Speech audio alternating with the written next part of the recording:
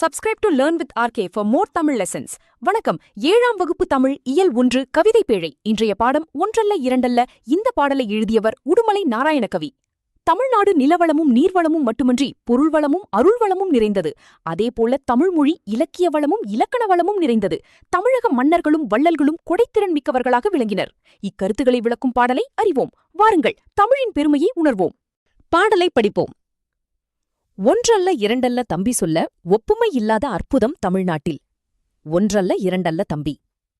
தென்றல் தரும் இனிய தேன்மணமும் கமழும் செங்கனியும் பொன்கதிரும் தந்துதவும் நன்செய்வளம். ஒன்றல்ல இரண்டல்ல தம்பி. பகைவென்ற திறம்பாடும் பரணிவகை செழும் பரிபாடல் கலம்பகங்கள் எட்டுத்தொகைவான் புகழ்கொண்ட குரலோடு அகம்புறமும் செம்பொருள் கண்ட தமிழ்ச்சங்க இலக்கிய பெருஞ்செல்வம். ஒன்றல்ல இரண்டல்ல தம்பி.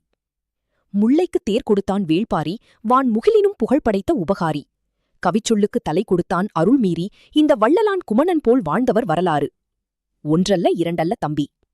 உடுமலை நாராயணகவி. பாடலின் பொருளை புரிந்து கொள்வோம்.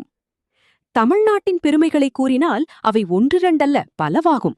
அவை வேறு எவற்றோடும் இணை சொல்ல முடியாத விந்தைகளாகும். இங்கு வீசும் தென்றலில் தேன்மணம் கமழும் சுவைமிகு கனிகளும் பொன் போன்ற தானியக் கதிர்களும் விளையும். தமிழ்நாட்டின் நன்செய் நிலவளம் ஒன்றிரண்டல்ல பலவாகும். பகைவரை வென்றதை பாடுவது பரணி இலக்கியம். அத்தோடு இசைப்பாடலான பரிபாடலும் கலம்பக நூல்களும் எட்டுத்தொகையும் வான்புகழ் கொண்ட திருக்குறளும் அகம்புறம் ஆகியவற்றை மையப்பொருளாக கொண்டு பாடப்பட்ட சங்க இலக்கியங்களும் என தமிழின் இலக்கிய வளங்கள் ஒன்றிரண்டல்ல பலவாகும். முல்லைக்கு தேர் தந்து மழை மேகத்தை விட புகழ்பெற்றான் வள்ளல் வேள்பாரி. புலவரின் சொல்லுக்காக தன் தலையையே தர துணிந்தான் குமணவள்ளல்.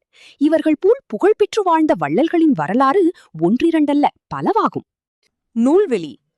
பகுத்தறிவு கவிராயர் என்று புகழப்படுபவர் உடுமலை நாராயணகவி.